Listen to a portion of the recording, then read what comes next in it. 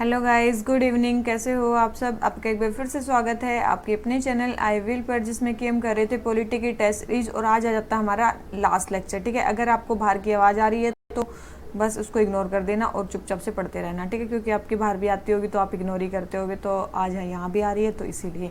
ठीक है, तो चलिए शुरू करते हैं आज के फर्स्ट क्वेश्चन से। अगर आपको वीडियो अच्छी लगती है तो लाइक ज़रूर कर दिया करो और चैनल को सब्सक्राइब करना प्लीज़ मत भूला करो। जिन्होंने नहीं किया, जिन्होंने कर दिया है उनके लिए तो कॉन्ग्रेचुलेशन, मोस्ट वेलकम आपका, थैंक यू। ठीक है, तो चलिए शुरू करते हैं आज के फर्स्ट क्वेश्चन से।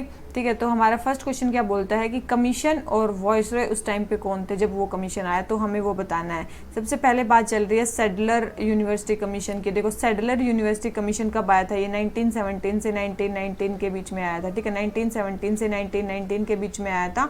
और किसकी स्टडी? कलकत्ता यूनिवर्सिटी में जो भी स्टडी रिलेटेड मतलब प्रॉब्लम्स थी, कलकत्ता यूनिवर्सिटी में जो भी प्रॉब्लम थी उसकी स्टडी करने के लिए और उसको रिपोर्ट करने के लिए ये मेनली बना था। ठीक है, तो उस टाइम पे हमारे जो वॉइसरॉय थे वो कौन थे? Lord Chelmsford. ठीक है, लॉर्ड चैम्सफोर्ड थे, रीडिंग नहीं थे। ठीक है, तो कौन थे? चैम्सफोर्ड थे। तो फर्स्ट स्टेटमेंट क्या होगी? रॉन्ग होगी। सेकंड है विटले कमीशन ऑन लेबर। देखो बोल रहे हैं सेकंड है विटले कमीशन ऑन लेबर। देखो विटले कमीशन सबसे पहले आया था 1929 में। ठीक है, जो भी लेबर की एग्जिस्टिंग कंडीशंस थी इंडस्ट्रियल अंडरटेकिंग में, प्लांटेशन में, उसको स्टडी करने के लिए, उसकी इंक्वायरी करने के लिए बैठा था। और उस टाइम पे कौन थे वॉइसरॉय? लॉर्ड इरविन थे। फिर है थर्ड है हमारा बटलर कमेटी। देखो बटलर जो कमेटी थी ये कब बैठी थी? बटलर कमेटी आई थी हमारी कब? 1927 में। कब आई थी? 1927 में हमारी बटलर कमेटी बैठी थी। और ये किस लिए बैठी थी? ताकि जो प्रिंसली स्टेट्स हैं और गवर्नमेंट है वो उसके बीच में क्या एक रिलेशन सेटअप किया जा सके। और उस टाइम पे जो हमारे वॉइसरॉय थे वो कौन थे? वो उस टाइम पे हमारे जो वॉइसरॉय थे वो कौन थे? कौन थे उस टाइम पे हमारे वॉइसरॉय जब बटलर कमेटी आई? आप खुद बताओ, 1 सेकेंड। कौन थे उस टाइम पे हमारे वॉइसरॉय? उस टाइम पे भी हमारे जो वॉइसरॉय थे वो कौन थे? लॉर्ड इरविनी थे। ठीक है, बटलर कमेटी जब आई तब भी हमारे जो वॉइसरॉय थे वो लॉर्ड इरविनी थे। ठीक है, तो ये थर्ड स्टेटमेंट भी हमारी रॉन्ग हो जाती है। तो इसका मतलब फर्स्ट भी रॉन्ग है, थर्ड भी रॉन्ग है, तो हमारी केवल सेकंड स्टेटमेंट करेक्ट है। तो आंसर हमारा क्या हो जाता है? बी। ठीक है, ठीक है, अब आ जाते हैं किस पे? अपने नेक्स्ट क्वेश्चन पे। हमारा नेक्स्ट क्वेश्चन हमें क्या बोलता है?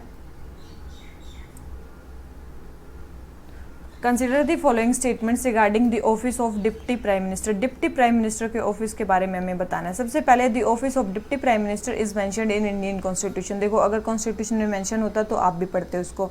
ठीक है, इसका मतलब क्या है? ये कॉन्स्टिट्यूशन में मेंशन नहीं है। ठीक है, तो पहला स्टेटमेंट रॉन्ग हो गया।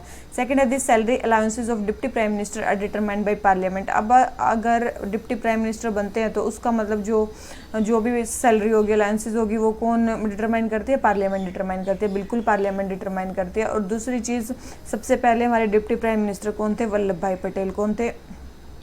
वल्लभ भाई पटेल। ठीक है, उसी टाइम पे वो क्या थे? उसी टाइम पे वो होम मिनिस्टर भी थे। ठीक है, जवाहरलाल नेहरू की कैबिनेट में 47 से 50 के बीच में ये डिप्टी प्राइम मिनिस्टर रहे थे। ठीक है, उसके बाद एक आए थे हमारे चौधरी देवीलाल। ठीक है, वो भी हमारे डिप्टी प्राइम मिनिस्टर रहे थे। तो ये चीज़ ध्यान रखनी है, ये भी डिप्टी प्राइम मिनिस्टर थे, ये भी थे। तो क्वेश्चन नंबर 52 कॉन्स्टिट्यूशन में मेंशन नहीं है, लेकिन पार्लियामेंट सैलरी और अलाउंसेज उनकी डिटरमाइन कर सकती है। तो हमें बतानी है कौन सी स्टेटमेंट सही नहीं है, मतलब गलत कौन सी है। यहाँ पे जब भी देखो बहुत सारे बच्चों को ये डाउट रहता है कि नॉट करेक्ट समझ में नहीं आता, करेक्ट बताना, नॉन करेक्ट। तो यहाँ पे लिख लो which of the statements are wrong. ठीक है, जहाँ पे भी नॉट करेक्ट लिख रखा हो वहाँ पे लिख लो रॉन्ग। रॉन्ग कौन सी है? तो फर्स्ट रॉन्ग है। तो आंसर हमारा क्या आ गया? ए। ठीक है, तो इस तरीके से आप इसको करोगे तो आप आ सकते हो। ठीक है, तो आ जाते हैं क्वेश्चन नंबर किस पे? क्वेश्चन नंबर 53 पे। क्वेश्चन नंबर 53 हमें क्या बोल रहा है? With reference to Anglo Maratha struggle for supremacy. देखो अगर आपने हमारी हिस्ट्री की सीरीज देखी है तो आपको पता होगा, मैंने सारे वॉर उसमें करवा चुकी हूँ मैं। एंग्लो मराठा जो स्ट्रगल है सुप्रीमेसी के लिए, तो उसको हमें क्रोनोलॉजी में लगाना है कि कौन सा वॉर कब हुआ था। ठीक है, कौन सा जो वॉर है वो कब हुआ था। ठीक है, तो अब देखो सबसे पहले तो 3 एंग्लो मराठा वॉर हुए हैं।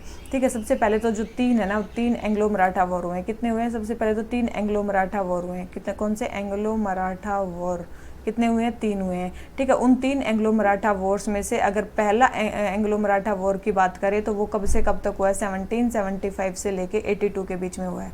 ठीक है, 1775 से 82 के बीच में हुआ है। और इसमें लगभग 4 ट्रीटीज़ हुई हैं इसके अंदर कितनी ट्रीटीज़ हुई हैं याद रखना है। पहले वॉर के अंदर 4 ट्रीटीज़ हुई हैं। सबसे पहली हुई है सूरत की ट्रीटी। ठीक है, सूरत की ट्रीटी। फिर होती है पुरंदर की ट्रीटी। ठीक है, उसके बाद होती है वाडा गांव की ट्रीटी। वाडा गांव। ठीक है, वड़ा गांव की ट्रीटी। और उसके बाद होती है हमारी किसकी ट्रीटी, सालबाई की ट्रीटी।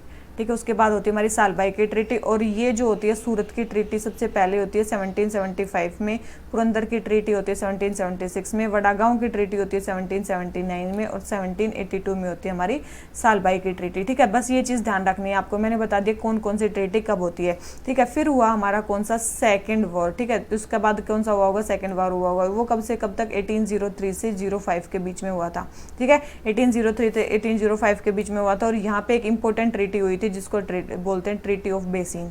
इसको कौन सी ट्रीटी बोलते हैं, ट्रीटी ऑफ बेसिन हुई थी यहाँ पे। और ट्रीटी ऑफ बेसिन कब हुई थी, याद रखना 1802 में हुई थी। कब हुई थी, 1802 में। इसी के साथ और 3 ट्रीटीज भी हुई थी। ठीक है, याद रखना, वो भी मैं सीक्वेंस से लिखवा रही हूँ। उसी के मतलब अंडर सेकेंड जब वर्ल्ड चल रहा था तो अलग अलग मतलब जो डायनेस्टीज थी उन्होंने अंग्रेजों के साथ लड़े और वो भी हार गए। ठीक है, तो उनके साथ अलग अलग ट्रीटी हुई। जैसे कि जब उन्होंने भोंसले को हराया तो सबसे पहले हुई देवगांव की ट्रीटी। कौन सी, देवगांव की ट्रीटी। ठीक है, फिर हुई सूरज इंजना गांव। ठीक है, सूरज इंजना गांव की ट्रीटी। और तीसरी जो ट्रीटी हुई वो हुई राजपुर घाट की ट्रीटी। कौन सी, राजपुर घाट की ट्रीटी। ठीक है, राजपुर घाट लिख लेना इसको। ठीक है, राजपुर घाट की ट्रीटी हुई। और ये देखो, जब देवगांव की ट्रीटी हुई तब युद्ध किसके साथ चल रहा था, भोंसले के साथ। ठीक है, भोंसले के साथ। जब सूरजपुर की हुई तो किसके साथ चल रहा था, सिंधिया के साथ, सिंधियास के साथ बैटल चल रहा था। और जब राजपुर घाट की ट्रीटी हुई तब किसके साथ, जब होलकर के साथ चल रहा था। किसके साथ, होलकर के साथ चल रहा था। तो याद रखना है जब तो किसके साथ कौन सी ट्रीटी हुई। ठीक है, तो ये सेकंड के बाद ही हुई। फिर आ जाता है हमारा कौन सा, थर्ड वॉर। ठीक है, फिर आ जाता है हमारा कौन सा, थर्ड एंग्लो मराठा वॉर। ठीक है, फिर हमारा कौन सा आ गया, थर्ड एंग्लो मराठा वॉर। और ये कब से कब तक था, 1817 से 1819 के बीच हुआ। 1817 से 1819 के बीच हुआ। और इसमें भी मेनली 3 वॉर आते हैं। कौन से 3 वॉर आते हैं इसमें भी, कौन कौन से, सबसे पहले पूना की ट्रीटी। ठीक है, सबसे पहले आती है पूना की ट्रीटी। और फिर आती है हमारी कौन सी, ग्वालियर की ट्रीटी। ठीक है, और फिर आती है हमारी मंदसौर की ट्रीटी। कौन सी आती है, मंदसौर की ट्रीटी। अब जो पूना की ट्रीटी है, ये कब हुई थी, 1817 में हुई थी। ठीक है, 1817 में हुई थी। ग्वालियर की ट्रीटी भी 1817 में हुई थी, लेकिन इसके बाद हुई थी, पूना की ट्रीटी के बाद। फिर हुई मंदसौर की ट्रीटी, ये 1818 में हुई थी। ठीक है, ये 1818 में हुई थी। और उसके बाद तो जो मराठा थे वो हार ही गए होंगे। ठीक है, क्योंकि सब कुछ तो अंग्रेजों ने छीन ही लिया था। ठीक है, तो इसके बाद जो मराठा की डिफीट हो जाती है। तो ये 3 मेनली एंग्लो मराठा वॉर हुए हैं। तो इसको आप कैसे याद रख सकते हो, ये इतनी सारी ट्रीटीज हमारी हो गई हैं। ठीक है, तो इन ट्रीटीज को आप याद कैसे रख सकते हो, देखो आप ऐसे याद रख सकते हो। सबसे पहले है, देखो ये जो वड़ागांव की ट्रीटी थी इतनी ज़्यादा स्पेशल नहीं थी। ठीक है, तो ऐसे याद रख सकते हो, स्पैक्स भी पीजी में है। ठीक है, स्पैक्स भी पीजी में है। तो ये पहले वॉर में जो ट्रीटी हुई थी ये है फर्स्ट वॉर में। सेकंड वॉर में एक बेसिन की इंपॉर्टेंट ट्रीटी बस यही हुई थी। ठीक है, तो सेकंड ट्रीटी ये हुई थी। और थर्ड ट्रीटी हुई थी पीजी में, मतलब पीजी मतलब ये पूना, ग्वालियर और मंदसौर। पूना, ग्वालियर और मंदसौर, ये तीसरी हुई थी, ये तो थर्ड वॉर में हुई थी। ठीक है, तो ये ट्रीटीज हुई हैं हमारी कौन कौन से वॉर में, देखो तो आपने देख लिया ये कौन कौन से वॉर में हुई है। पहले वॉर में कौन कौन सी हुई है, SPS, एस मतलब सूरत, एस देखो सबसे पहले अब लिख ही लेते हैं यहाँ पे। देखो सबसे पहले ये कौन सी हुई, सूरत की ट्रीटी हुई। ठीक है, सबसे पहले हुई सूरत, फिर हुई हमारी कौन सी, पुरंदर। ठीक है, उसके बाद हुई हमारी सालबाई। ठीक है, उसके बाद यहाँ पे एक वड़ागांव की हुई थी, लेकिन वो इतनी फेमस ट्रीटी नहीं थी। उसके बाद हुई हमारी बेसिन की treaty second Anglo Maratha war में। उसके बाद हुई हमारी कौन सी, पूना, ये ग्वालियर, और ये कौन सी हुई थी, मंदसौर। ठीक है, तो ये सारी चीज़ें याद रखनी है। और उसके बाद बेसिन में जो 3 ट्रीटी हुई थी वो याद रखना। उसको तो किससे याद रखते हो, DS मतलब कौन सी हुई थी, कहाँ पे हुई थी, वो हुई थी मेरे देवगांव, सूरजगांवपुर और राजपुर में हुई थी ना। तो देवगांव, सूरजपुर और DSLR करते हो ना, DSLR, तो DSR ऐसे याद कर लो। स्पैक्स ऐसे याद रख सकते हो, स्पैक्स भी पीजी में है। तो और वो मतलब फोटोज को किससे खींचा हुआ है, DSLR से, कुछ ऐसा याद रख सकते हो। तो आपको ये ट्रीटीज याद हो जाएंगी सीक्वेंस से। ठीक है, तो ये होगी हमारी सारी एंग्लो मराठा वॉर की ट्रीटीज। पहले में कौन सी हुई थी, देखो मैंने सारे फिर से एक बार आप दिखा देती हूँ मैं। ठीक है। 3 एंग्लो मराठा वार हुए, पहले कब हुआ, सूरत, पुरंदर, वड़ागांव, सालबाई। सेकंड हुआ तब बेसिन की ट्रीटी हुई। थर्ड हुआ तब कौन सी हुई, पूना, ग्वालियर और मंदसौर की ट्रीटी, और फिर मराठा लास्ट में ये हो गया। ठीक है, याद करने का आप जैसे भी याद करना चाहो वैसे कर सकते हो। अब देख लेते हैं, देखो सबसे पहले कौन सी हुई, अभी मैंने बताया कौन सा, आप एक ट्रीटी याद रखो, SPS भी स्पेक्स भी कहाँ पे है, PG में है। ठीक है, तो आप याद रखो, देखो अब बी है, सबसे पहले कौन सा था, पुरंदर।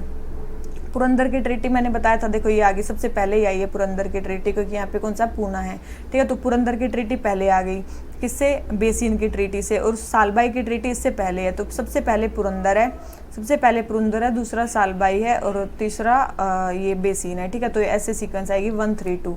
ठीक है, 132 कहाँ पे, डी आंसर में है। ठीक है, बस आप इसको याद रख लेना। तो जैसे भी सारी ट्रीटी है ना, जो एंग्लो मराठा ये वो, उसके साथ एक थोड़ी सी ट्रिक बना लेना, तो आपको वो याद हो जाएंगी, तो फिर आपको दिक्कत नहीं होगी। क्वेश्चन नंबर 53 आंसर हो गया डी। आ जाते हैं किस पे, क्वेश्चन नंबर 54 पे। हमें रीचिंग जीरो के बारे में बताना है। Recently reaching zero forum was held under the aegis of WHO। Reaching zero एक फोरम हुई WHO के अंडर, तो वो किसको एलिमिनेट करने के लिए थी। देखो आजकल जो एलिमिनेट करने की बात चल रही है वो है मलेरिया को एलिमिनेट करने की बात चल रही है।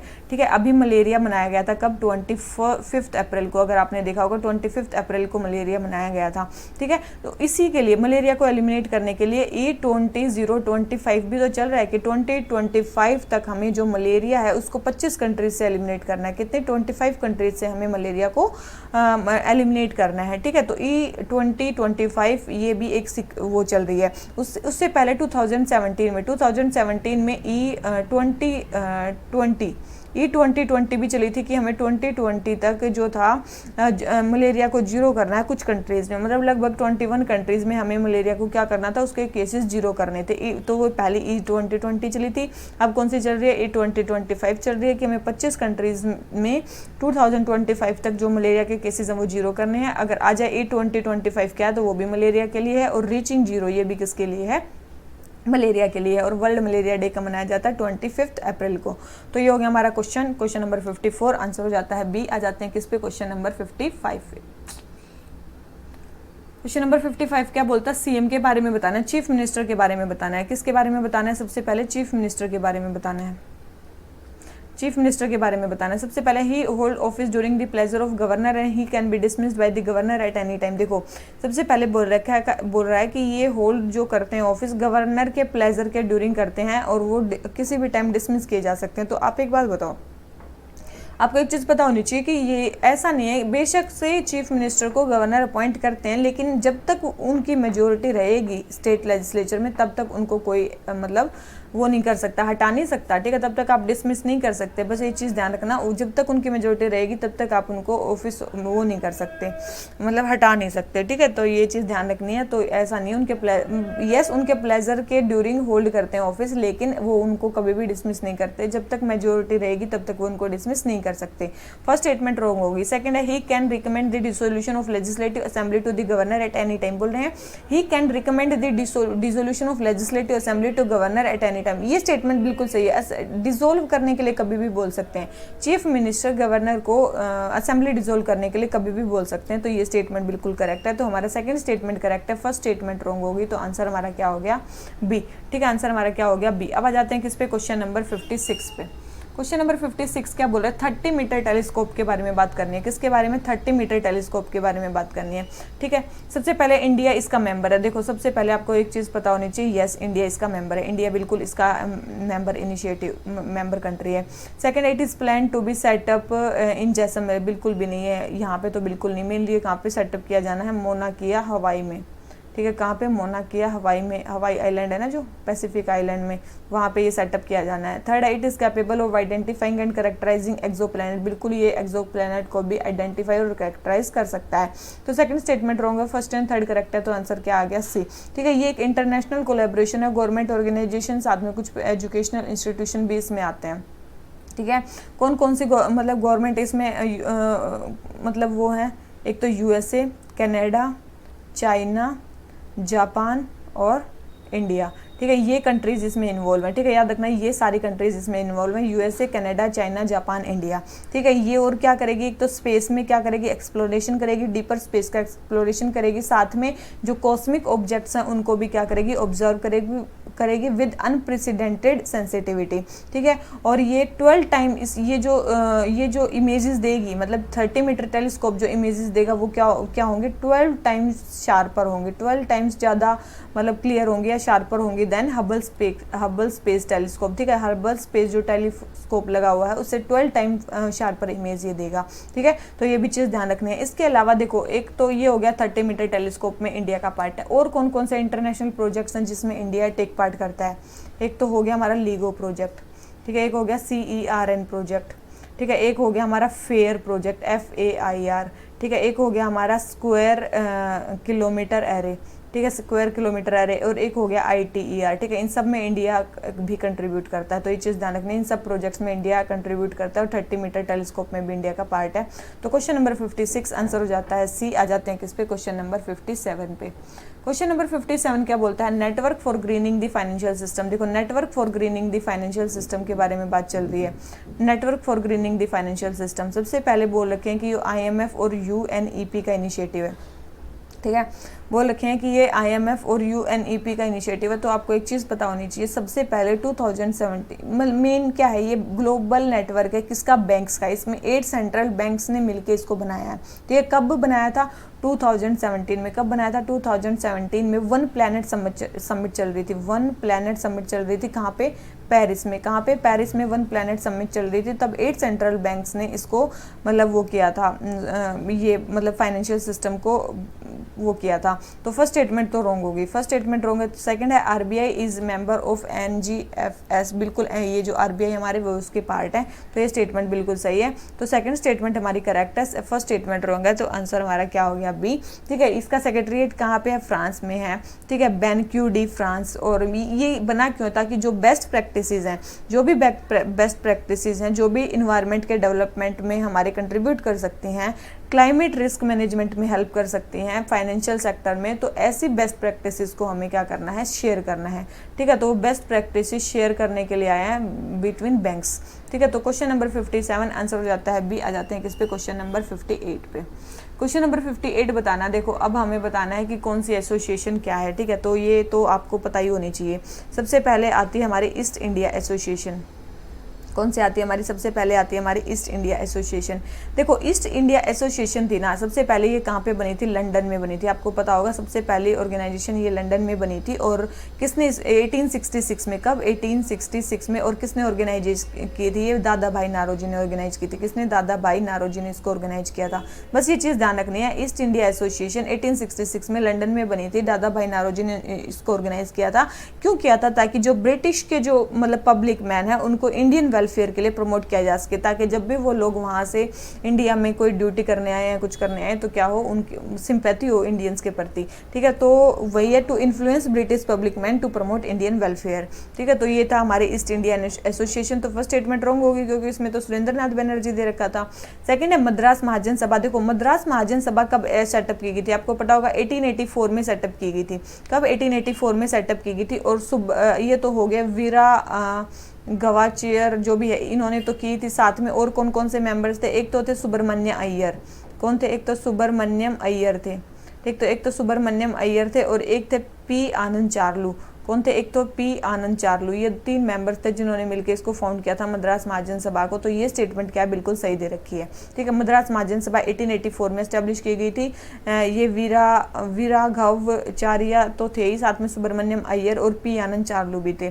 फिर है हमारी Bombay presidency association. Bombay presidency association आपको पता होना चाहिए, इसके बाद ही बनी थी, मद्रास के बाद बनी थी बॉम्बे। तो 1885 में ये बनी थी। किसने बनाई थी बॉम्बे प्रेसिडेंसी एसोसिएशन? ये बनाई दादा भाई नारोजी ने नहीं बनाई, क्योंकि उन्होंने तो बना दी इंडिया एसोसिएशन। ये बनाई थी मतलब KT तेलांग।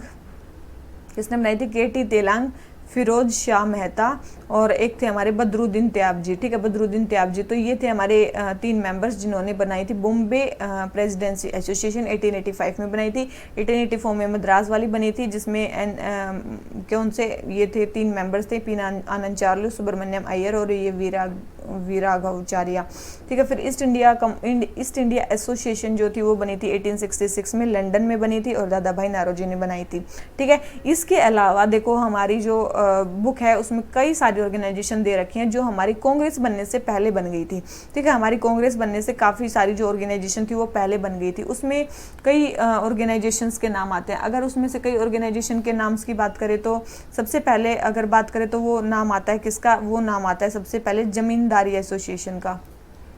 किसका आता है, सबसे पहले आती है जमींदारी एसोसिएशन, मेनली जो जमींदारों के इंटरेस्ट को प्रमोट करने के लिए बनी थी, ठीक है।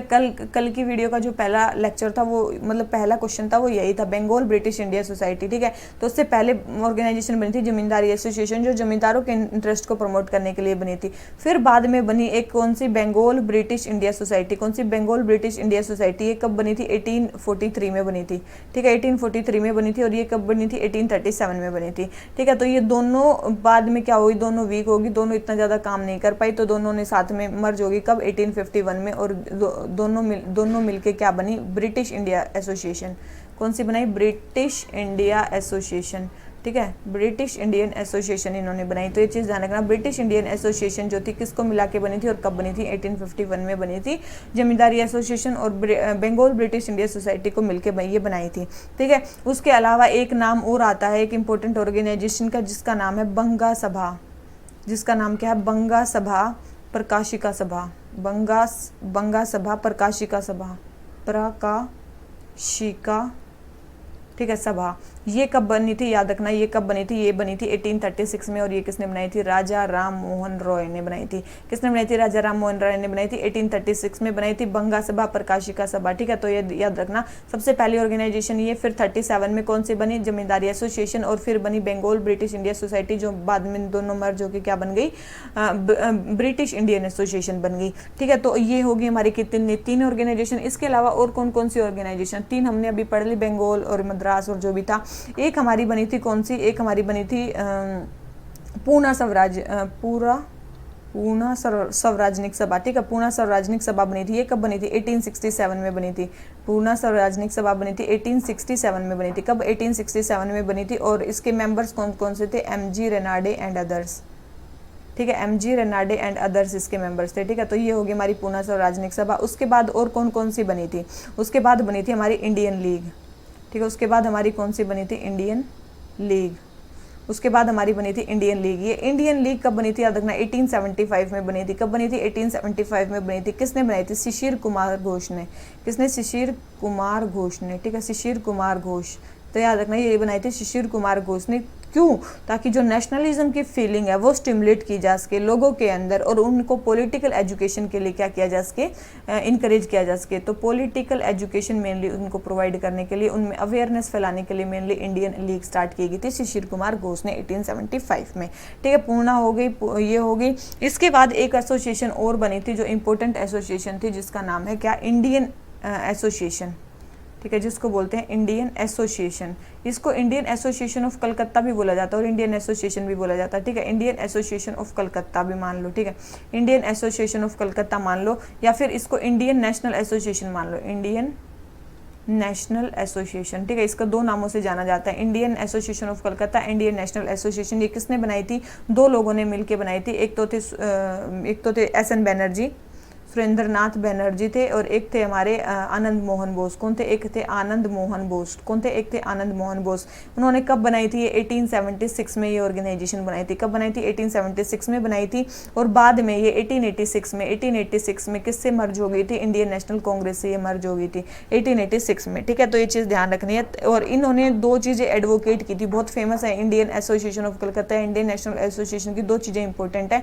एक तो इन्होंने बोला था कि जो एज है सिविल सर्विसेज को उसको रिड्यूस, मतलब रिडक्शन के लिए उन्होंने एडवोकेट किया था कि रिड्यूस नहीं करनी चाहिए। और एक जो भी एडमिनिस्ट्रेटिव पोस्ट है उनका क्या होना चाहिए, इंडियनाइजेशन होना चाहिए। ये 2 चीज़ें इन्होंने एडवोकेट की थी। तो इंडियन एसोसिएशन ऑफ कलकत्ता ये एक इंपॉर्टेंट ऑर्गेनाइजेशन है, ठीक है, और सारी हमने पहले पढ़ी ली, 3 हमने पहले पढ़ ली। तो ये है हमारी कुछ इंपॉर्टेंट ऑर्गेनाइजेशन जो हमारी इंडिपेंडेंट मतलब जो ये कांग्रेस बनने से पहले जो भी बनी थी। ठीक है, तो ये सारी चीज़ें आपको याद ही रखनी है। ठीक है, इसके अलावा आपको कोई इसमें प्रोटेक्ट नहीं कर सकता, ये तो आपको याद रखनी ही पड़ेंगी। बस एक बार आपकी शायद रिवाइज हो गई होंगी अगर आपने पहले कर ली होंगी तो केवल और केवल सेकंड स्टेटमेंट इसमें हमारी करेक्ट है और हमारी जो फर्स्ट स्टेटमेंट है और थर्ड है वो रॉन्ग है। तो आंसर हमारा क्या हो जाता है? बी।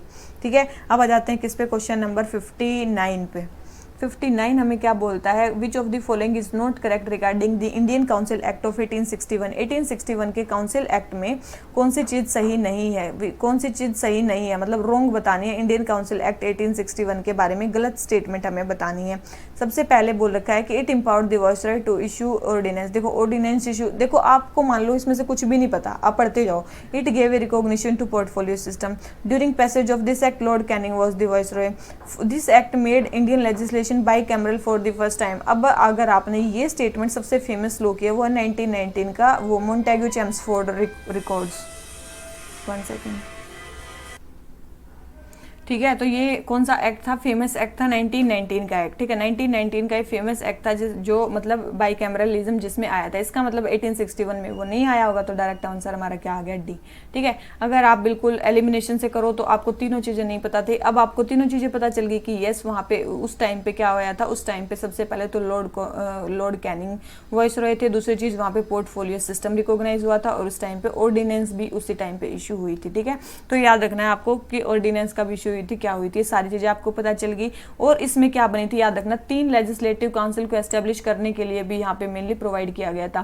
3 लेजिस्लेटिव काउंसिल कहाँ पे बनी थी? 3 लेजिस्लेटिव काउंसिल इस एक्ट के अकॉर्डिंग बनी थी। वो थी, एक थी बंगाल और एक थी नॉर्थ वेस्ट प्रोविंस और एक थी हमारी पंजाब। ठीक है, यहाँ पे कब बंगाल में एस्टेब्लिश की गई थी? 1862 में। ठीक है, नॉर्थ वेस्ट प्रोविंस में एस्टेब्लिश की गई थी 1886 में। ठीक है, और पंजाब में एस्टेब्लिश की गई थी 1897 में। ठीक है, कब? 1897 में, 86 में और 1862 में। तो ये थी हमारी कौन सी लेजिस्लेटिव काउंसिल भी यहाँ पे एस्टेब्लिश की गई थी। इसके बाद अगर बात करें डिसेंट्रलाइजेशन ऑफ लेजिस्लेटिव पावर यहाँ पे स्टार्ट हुआ था। ठीक है, क्या स्टार्ट हुआ था? सबसे फेमस चीज हुई थी यहाँ पे डिसेंट्रलाइजेशन ऑफ लेजिस्लेटिव पावर। ठीक है, डिसेंट्रलाइजेशन ऑफ लेजिस्लेटिव पावर। जो सेंट्रलाइजेशन की टेंडेंसी कब स्टार्ट हुई? को पता है 1773 में सेंट्रलाइजेशन स्टार्ट हुआ था और क्लाइमैक्स पे कब पहुंच चुका था? 1833 में क्लाइमैक्स पे पहुंच गया था।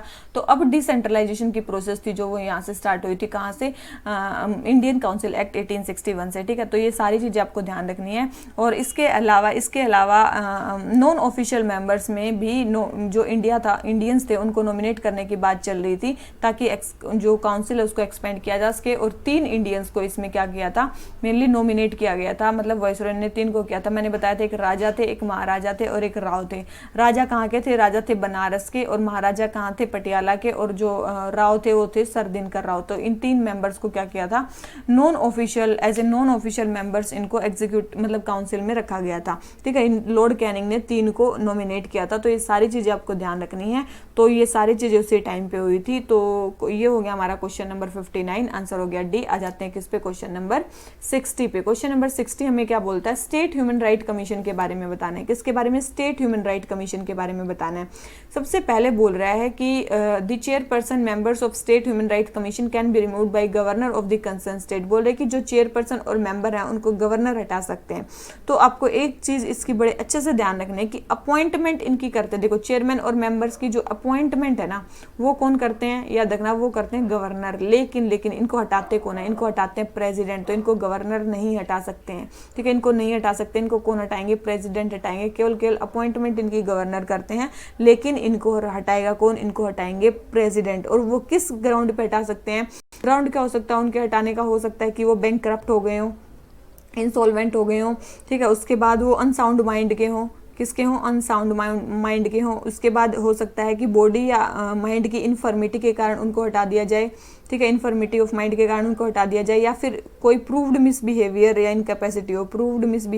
इनकैपेसिटी हो, इन सब केसेस में उनको हटाया जा सकता है। या फिर अगर इनको रिजाइन करना है तो किसको करेंगे? बाई चांस इनको रिजाइन करना है तो ये किसको करेंगे? स्टेट ह्यूमन राइट वाले किसको करेंगे? रिजाइन करेंगे। किसको? गवर्नर को। बहुत इंपॉर्टेंट चीजें हैं। रिजाइन करेंगे गवर्नर को, अपॉइंट करेगा गवर्नर। लेकिन इनको हटाएगा कौन? हटाएगा इनको प्रेसिडेंट। बहुत इंपॉर्टेंट चीजें हैं, ठीक है, बहुत इंपॉर्टेंट चीजें। इनको हटाएगा कौन? गवर्नर। अब आ जाती है हमारी कौन सी बात, इनको मतलब अपॉइंट कौन करता है। देखो अपॉइंट तो कर दे इसको गवर्नर ने, लेकिन एक कमेटी भी बैठती होगी जो इनको अपॉइंट करवाती होगी, तो वो कौन कौन सी कमेटी बैठती है, सिलेक्शन कमेटी जो अपॉइंट करवाती है, उसमें मेनली जो है 3-4 मेंबर्स होते हैं। कौन कौन से, सबसे पहले होते हैं सीएम स्टेट के, ठीक है, उसके बाद कौन होंगे, स्पीकर ऑफ लेजिस्लेटिव असेंबली, उसके बाद कौन से होंगे, स्टेट के जो होम मिनिस्टर हैं वो, उसके बाद कौन होंगे, leader of opposition of legislative assembly, ठीक है, लेजिस्लेटिव असेंबली के क्या होंगे, लीडर ऑफ अपोजिशन। अगर वहाँ पे लेजिस्लेटिव काउंसिल हो स्टेट में, तो वहाँ के चेयरपर्सन और leader of opposition of legislative council भी इसमें टेक पार्ट लेंगे। तो याद रखना, स्टेट ह्यूमन राइट कमीशन में इतने सारे मेंबर्स की एक सिलेक्शन कमेटी होती है जो उसको सिलेक्ट करती है, चेयरपर्सन को और मेंबर्स को, ठीक है। अपॉइंटमेंट कौन करेगा, उनकी सिलेक्शन कमेटी के बेस पे गवर्नर करेंगे। रिजाइन अगर उनको करना है तो किसको करेंगे, गवर्नर को करेंगे। लेकिन अगर उनको हटाना है तो कौन हटाएगा, प्रेसिडेंट हटाएगा। बहुत इंपॉर्टेंट चीजें हैं। उसके अलावा देखो इसमें एक और चीज है कि इसमें भाई ये जो चेयरपर्सन है वो कौन बन सकते हैं, याद रखना, चेयरपर्सन कौन बन सकते हैं, chairperson retired chief justice of high court भी बन सकते हैं और साथ में हाई कोर्ट जज भी बन सकते हैं, याद रखना, ठीक है। Retired chief justice of high court भी बन सकते हैं और कोई भी हाई कोर्ट के जज भी बन सकते हैं, इसके क्या, चेयरपर्सन। और ये अभी 2019 में जो अमेंडमेंट किया गया था उसमें ये लाया गया था। पहले तो केवल chief justice of high court he retired जो होते थे वही बन सकते थे, लेकिन अब हाई कोर्ट के जज भी इसके क्या बन सकते हैं, चेयरपर्सन बन सकते हैं। उसके बाद आती है हमारी मेंबर्स, जो 2 मेंबर्स होते हैं, ठीक है। मेंबर्स जो 2 मेंबर्स होते हैं उनको वो कौन बन सकते हैं, या तो सर्विंग हो या रिटायर्ड हो, कौन, या तो हाई कोर्ट के जज होने चाहिए वो, या फिर डिस्ट्रिक्ट जज होने चाहिए। अगर वो डिस्ट्रिक्ट जज हैं तो कम से कम उन्होंने 7 साल का एक्सपीरियंस होना चाहिए। डिस्ट्रिक्ट जज हैं तो 7 साल का एक्सपीरियंस होना चाहिए, या फिर हाई कोर्ट के जज होने चाहिए, सर्विंग हो या रिटायर्ड हो, ये मेंबर्स बन सकते हैं। या फिर उनको ह्यूमन राइट्स के मामले में कोई क्या होना चाहिए, प्रैक्टिकल एक्सपीरियंस होना चाहिए, ठीक है। या फिर उनको क्या होना चाहिए, कोई प्रैक्टिकल एक्सपीरियंस होना चाहिए, किसके मामले में, ह्यूमन राइट्स के मामले में उनको कोई प्रैक्टिकल एक्सपीरियंस होना चाहिए, ठीक है। तो ये चीज़ है। इसके बाद चलो ठीक है, ये हमने चेयरपर्सन भी अपॉइंटमेंट कर दी, हमने मेंबर्स की अपॉइंटमेंट कर दी। उसके बाद अगर बाई चांस मान लो कि ये क्या, एक रिपोर्ट देते हैं किसी टाइप की, तो रिपोर्ट किसको देंगे, तो याद रखना ये किसको रिपोर्ट देंगे, स्टेट गवर्नमेंट को ये रिपोर्ट देंगे। किसको देंगे, याद रखना, स्टेट गवर्नमेंट को रिपोर्ट देंगे। बहुत इंपॉर्टेंट है ये, अपनी जो रिपोर्ट है वो किसको देंगे, ये स्टेट गवर्नमेंट को रिपोर्ट देंगे। ये स्टेट असेंबली को नहीं देंगे, स्टेट गवर्नमेंट को ये रिपोर्ट देंगे अपनी, जो भी ये बनाएंगे, ठीक है। इनका टर्म की बात करें, इनका टर्म जो है वो कितना हो गया, याद रखना, इनका टर्म 3 ईयर्स हो गया। कितना हो गया, 3 ईयर्स और 70 ईयर्स इनका टर्म्स हो गया। पहले कितना था, 5 ईयर्स था। पहले इनका कितना टर्म था, 5 ईयर था। लेकिन अभी 2019 के अमेंडमेंट में घटा के इनका टर्म कितना कर दिया गया, 3 ईयर्स कर दिया गया है, ठीक है। 3 ईयर्स इनका टर्म कर दिया गया है। क्या ये रीअपॉइंटमेंट के लिए एलिजिबल है, यस, ये भी अभी वो किया गया कि रीअपॉइंटमेंट के लिए भी क्या है, एलिजिबल है।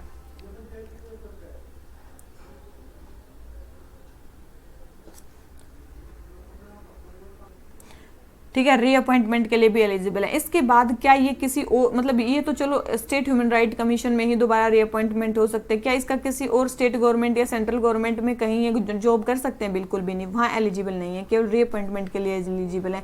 इनकी सैलरी वगैरह कौन डिटरमाइन करता है, याद रखना, इनकी सैलरी वगैरह डिटरमाइन करती है कौन, स्टेट गवर्नमेंट। कौन डिटरमाइन करती है, स्टेट गवर्नमेंट इनकी सैलरी वगैरह डिटरमाइन करती है, ठीक है। तो ये चीज आपको ध्यान रखनी है। तो फर्स्ट स्टेटमेंट रॉन्ग होगी। सेकंड है the proceedings of state human right commission have a judicial character, बिल्कुल ये जुडिशियल कैरेक्टर के होते हैं। थर्ड है the commission submits its annual report to the state legislative assembly, अभी बताया अपनी रिपोर्ट किसको सबमिट करेंगे, ये स्टेट लेजिस्लेटिव उसको करेंगे। तो ये थर्ड स्टेटमेंट भी रॉन्ग होगी। तो इसका आंसर हमारा क्या हो गया, डी, ठीक है, आंसर हमारा क्या हो गया, डी, ठीक है। अब आ जाते हैं अपने नेक्स्ट क्वेश्चन पे। कुछ तो इतने मतलब जानबूझ के लोग फ़ोन पे बात करने लग जाते हैं, ठीक है, चलो कोई बात नहीं, फिर भी करते हैं। क्वेश्चन नंबर 61 पे आ जाते हैं। क्वेश्चन नंबर 61 क्या बोलता है, क्वेश्चन नंबर 61 क्या बोलता है, 61 बोल रहा है consider the following statements regarding payment infrastructure development fund. Payment infrastructure development fund के बारे में हमें बताना है, ठीक है। सबसे पहले है it aims to encourage the deployment of point of sale infrastructure in tier 3 and tier 6 cities and north east state. तो सबसे पहले ये पॉइंट ऑफ सेल जो इंफ्रास्ट्रक्चर है उसको टीयर 3 और टीयर 6 सेंटर्स में और नॉर्थ ईस्ट सेंटर्स में उसको डिप्लॉय करने की कोशिश कर रहा है। तो ये बिल्कुल सही स्टेटमेंट है, वहाँ पे करने की कोशिश कर रहे हैं। सेकंड है ये कंप्लीटली इसको आरबीआई फंड करेगा, बिल्कुल भी नहीं। देखो सबसे पहले तो ये स्टेटमेंट रॉन्ग है, इसको कंप्लीटली आरबीआई फंड नहीं करेगा। तो आंसर क्या आ गया, ए, ठीक है। इस सबसे पहले तो याद रखना एक 500 करोड़ का फंड क्रिएट किया जाएगा। किसका 500 करोड़ का फंड क्रिएट किया जा रहा है इसमें, पेमेंट इंफ्रास्ट्रक्चर डेवलपमेंट फंड कितने का है, 500 करोड़ का। उसमें से जो 250 करोड़ है वो आरबीआई देगा, ठीक है। मतलब हाफ अमाउंट कौन दे रहा है, आरबीआई दे रहा है। मतलब आरबीआई उसके कॉर्पस में 250 करोड़ कंट्रीब्यूट करेगा। ये क्यों ये चलाई गई है? पेमेंट इंफ्रास्ट्रक्चर डेवलपमेंट ये स्कीम आई कब है? 2021 में आई है। लेके कौन आया है? आरबीआई ही लेके आया है, ताकि जो एक्सेप्टेंस है डिवाइसेस का वो मल्टीफोल्ड इंक्रीज हो कंट्री में। ठीक है, इस स्कीम की वैलिडिटी कितनी है? 3 ईयर्स की इसकी वैलिडिटी है। ठीक है, बाद में इसको 2 साल और भी इंक्रीज किया जा सकता है। मेनली इसको गवर्न कौन करता है? Ex officio advisory council. कौन इसको मतलब वो करती है govern? Ex officio advisory council. कौन करती है इसको? Advisory council. ठीक है, उसके बाद बैंक्स या फिर वगैरह जो कार्ड नेटवर्क्स हैं, याद रखना उनको इनमें कंट्रीब्यूट करना क्या है? मैंडेटरी है।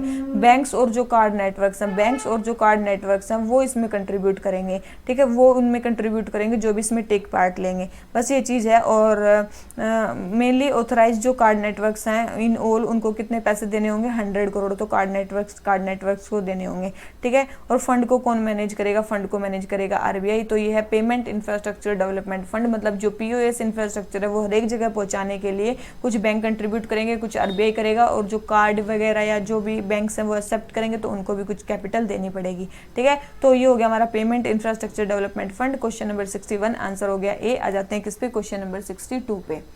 क्वेश्चन नंबर 62 हमें क्या बोलता है? Which of the following state have recently announced that it will initiate valuation of its natural resources in the form of G gross environment product along the lines of gross domestic product। ये बोल रहा है कि जैसे GDP को calculate करते हैं वैसे ग्रोस इन्वायरमेंट प्रोडक्ट को वो कैलकुलेट करेंगे। ऐसी कौन सी मतलब स्टेट है जिसने ऐसा बोला है? तो ऐसी कौन सी स्टेट है? ऐसी स्टेट है उत्तराखंड। ठीक है, उत्तराखंड ऐसी स्टेट है जहाँ पे ऐसा बोला गया है। वो एयर वाटर सोयल फॉरेस्ट, किसकी? एयर वाटर सोयल और फॉरेस्ट, इन 4 चीज़ों की क्या करेंगे? वैल्यूएशन करेंगे कि कितने रुपए की है ये हमारी स्टेट में, उनका वैल्यूएशन किया जाएगा, उनकी मॉनेटरी वैल्यू असाइन की जाएगी। तो क्वेश्चन नंबर 62 आंसर हो जाता है सी। आ जाते हैं क्वेश्चन नंबर 63 पे। उलगुलान रेबिलियन। उलगुलान आपको पता होगा किसके लिए यूज हुआ था? मुंडा रेबिलियन के लिए। मुंडा, बिरसा मुंडा के लिए इसका यूज हुआ था। यूपीएससी में प्रीवियस ईयर क्वेश्चन भी आ चुका है। सबसे पहले it began as a religious movement, बिल्कुल सबसे पहले रिलीजियस मूवमेंट की तरह स्टार्ट हुआ था, लेकिन लेटर एग्रेरियन और पॉलिटिकल अंडरटोन में चला गया था। इट वॉज लेड बाई निरांग फिडू, अभी बताया था उलगुलान ने इसको लेड किया था, जो थे बिरसा मुंडा। तो सेकंड स्टेटमेंट रॉन्ग है, फर्स्ट स्टेटमेंट करेक्ट है। तो आंसर हमारा क्या हो गया? ए। 1899 से 1900 के बीच में ये जो था ये रिबिलियन चला था। तो क्वेश्चन नंबर 63 ये हो जाता है हमारा क्वेश्चन कंप्लीट। आ जाते हैं किस पे? क्वेश्चन नंबर 64 पे। ठीक है, क्वेश्चन नंबर 64 हमें क्या बोलता है कि फ्रीडम स्ट्रगल के बारे में बताना है। सबसे पहले कौन थे फ्रीडम स्ट्रगल इसमें? सबसे पहले he was the first Indian to be appointment at government pleader and public prosecutor. सबसे पहले ये ऐसे पहले थे जिनको गवर्नमेंट प्लीडर और पब्लिक प्रोसिक्यूटर ब्रिटिश गवर्नमेंट ने अपॉइंट किया था, सबसे पहली बात। दूसरी बात, इनको ग्रैंड ओल्ड मैन कहा जाता है, लेकिन साउथ इंडिया का ग्रैंड ओल्ड मैन कहा जाता है। वैसे ग्रैंड ओल्ड मैन किसको कहा जाता है? दादा भाई नारोजी को, लेकिन वो साउथ के ग्रैंड ओल्ड मैन है। अगर आपने पढ़ा होगा तो आपको पता होगा ये कौन है? सुब्रमण्यम अय्यर। कौन है? सुब्रमण्यम अय्यर हैं ये। साउथ इंडिया का इनको ग्रैंड ओल्ड मैन कहा जाता है। गवर्नमेंट प्लीडर और पब्लिक प्रोसिक्यूटर थे, और इन्होंने अपनी जो नाइटहुड की उपाधि थी उसको लौटा दिया था। कब? जब होम रूल को क्या किया गया? सप्रेस किया गया ब्रिटिश गवर्नमेंट के द्वारा। ठीक है, बहुत इंपॉर्टेंट है। तो इन्होंने अपनी नाइटहुड की उपाधि लौटाई थी। उसके बाद इसको मनी अय्यर भी बोला जाता है। सुब्रमण्यम अय्यर को क्या बोला जाता? मनी अय्यर भी बोला जाता था। क्या बोला जाता था? इनको मनी अय्यर भी बोला जाता था। इनको सर्टिफिकेट ऑफ मेरिट भी दिया गया था।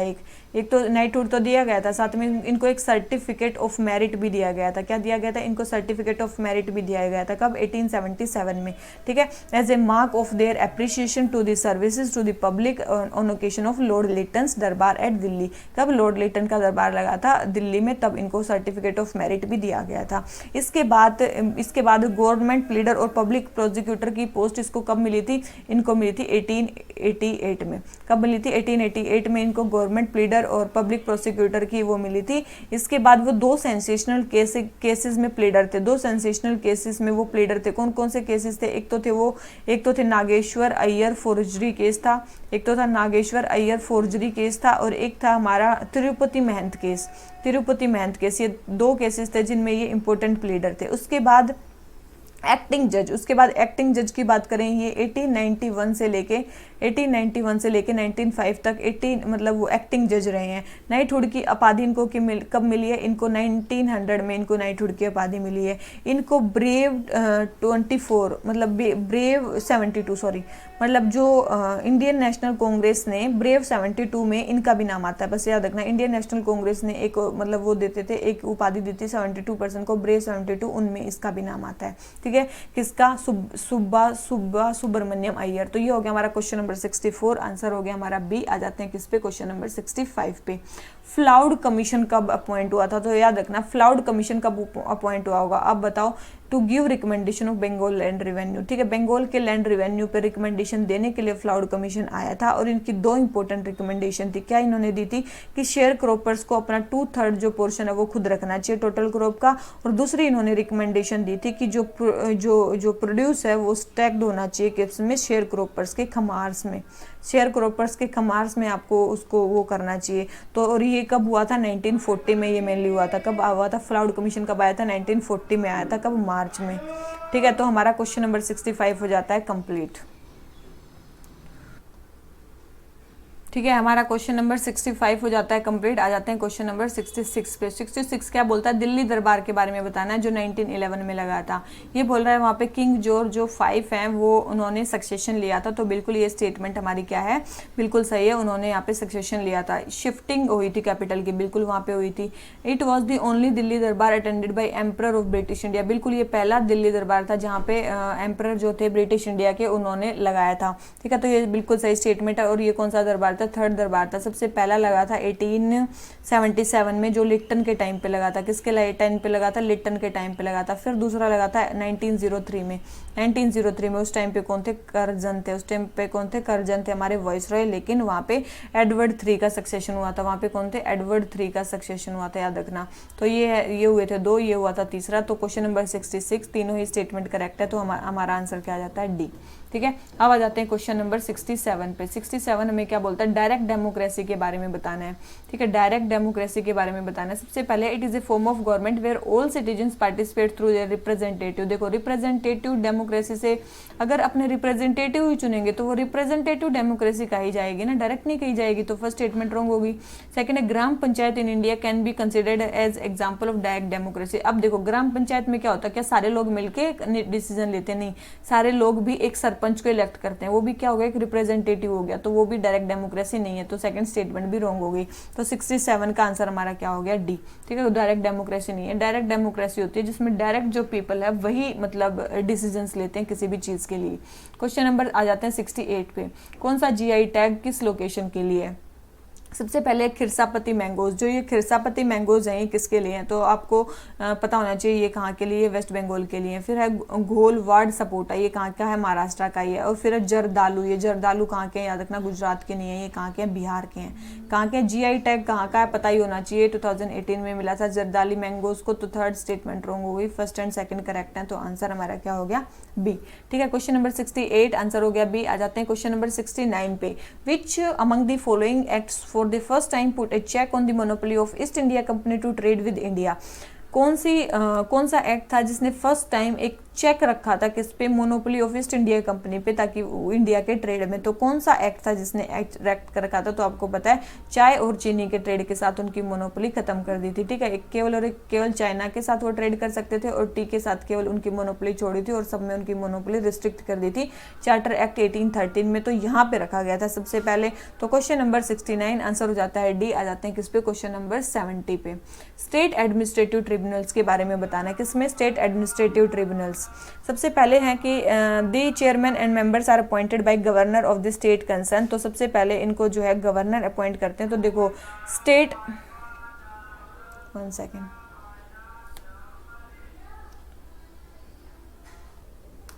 तो देख लेते हैं क्या सबसे पहले बोल रहे हैं कि जो चेयरमैन है उनको अपॉइंट करते हैं गवर्नर। तो बिल्कुल गलत स्टेटमेंट। इनके चेयरमैन को कौन अपॉइंट करता है? प्रेसिडेंट इनके चेयरमैन को अपॉइंट करते हैं।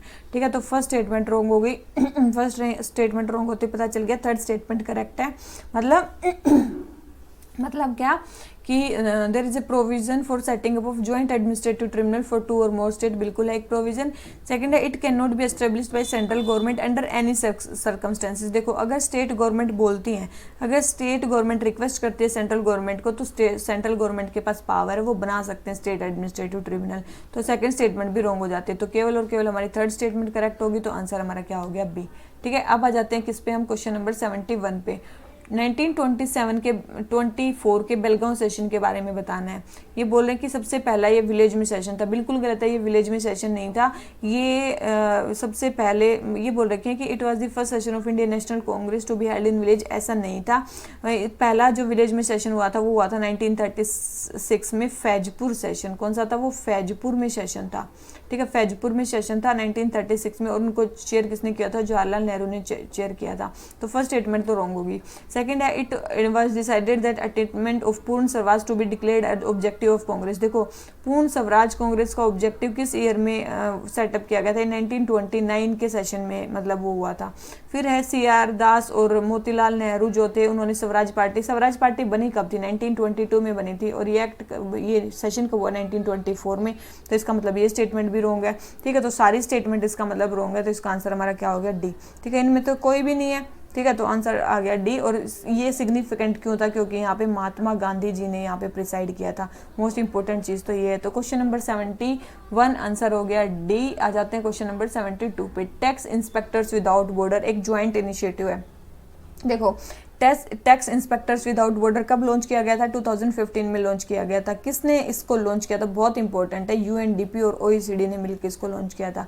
किसने, UNDP और OECD ने मिलकर इसको लॉन्च किया था, ताकि जो भी टैक्स ऑडिट नॉलेज है, स्किल्स हैं, टैक्स से रिलेटेड, एडमिनिस्ट्रेशन से रिलेटेड, वो डेवलपिंग कंट्रीज़ को में क्या हो जाए, वो शेयर की जाए, उनके साथ शेयर की जाए, ताकि रियल टाइम लर्निंग हो बाई डूइंग अप्रोच। ठीक है, तो ये चीज़ ध्यान रखना, ताकि वो भी अच्छे से अपने वहाँ पे एडमिनिस्ट्रेशन कर सकें टैक्स का। तो क्वेश्चन नंबर 72 आंसर हो जाता है सी। आ जाते हैं किस पे, क्वेश्चन नंबर 73 पे। क्वेश्चन नंबर 73 हमें क्या बोलता है, क्वेश्चन नंबर 73 बोलता है कि हमें national mission for edible oil palm. देखो ये स्टेटमेंट मैं करंट अफेयर्स में भी बहुत बार बता चुकी हूँ, और वैसे भी 1-2 बार आ चुका है, तो अभी मैं इसको बिल्कुल भी रिपीट नहीं करने वाली हूँ। ठीक है, सबसे पहले है कि ये इस मिशन के बारे में बताना है। सबसे पहले it seeks to place a special focus on north west India for the, देखो ये कहाँ पे, north west India, north east India पे ये फोकस करने वाला है। North east India and Andaman and Nicobar, ये 2 जगह पे फोकस करने वाला है। ऑयल पाम्स को वहाँ पे उगाया जाएगा। तो फर्स्ट स्टेटमेंट क्या होगी हमारी, रॉन्ग होगी। फर्स्ट स्टेटमेंट हमारी रॉन्ग होगी। सेकंड है, it gives price assurance to oil palm farmers on lines of MSP। बिल्कुल ये क्या दे रहा है, उनको प्राइस एश्योरेंस दे रहा है, लेकिन बोल रहा है कि हमें जीरो पाम इंपोर्ट करना है 2025 तक। देखो जीरो पाम इंपोर्ट जीरो करने के बारे में कोई भी बात नहीं हुई है इस मिशन में। तो थर्ड स्टेटमेंट तो हमारी वैसे ही रॉन्ग होगी। तो हमारा आंसर क्या आ गया, सेकंड। ठीक है, तो हमारा आंसर क्या आ जाता है, सेकंड। मेन चीज़ है इसमें क्या करना है, हमें डोमेस्टिक कल्टीवेशन को इंक्रीज करना है ऑयल पाम की। ठीक है, ऑयल पाम की जो डोमेस्टिक कल्टीवेशन है उसको इंक्रीज करना है। हमें कितने हेक्टेयर को जोड़ना है, 6.5 लाख हेक्टेयर। 6.5 लाख हेक्टेयर जो लैंड है उसको हमें ऐड करना है, ताकि 10 लाख हेक्टेयर जो लैंड हो जाए वो ऑयल पाम के अंदर हो जाए। ठीक है, ताकि हमें जो एक्सपोर्ट्स मतलब जो हमारे इंपोर्ट्स हैं वो कम से कम हो जाए। तो क्वेश्चन नंबर 73 आंसर हो जाता है बी। आ जाते हैं अपने नेक्स्ट लेक्चर पे। क्वेश्चन नंबर 74, कौन कौन सी ट्रीटी कौन कौन से में हुई है। देखो ट्रीटी ऑफ सगोली सबसे पहले आती है। ट्रीटी ऑफ सगोली किसके बीच में हुई है, बिल्कुल नेपाल के बीच में हुई है। और ये कब हुई है, 1816 में हुई है। कब हुई है, 1816 में हुई है।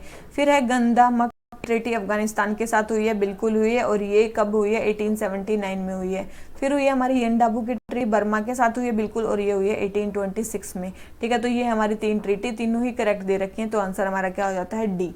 अब आ जाते हैं किस पे, क्वेश्चन नंबर नेक्स्ट पे 75 बोल रखा है।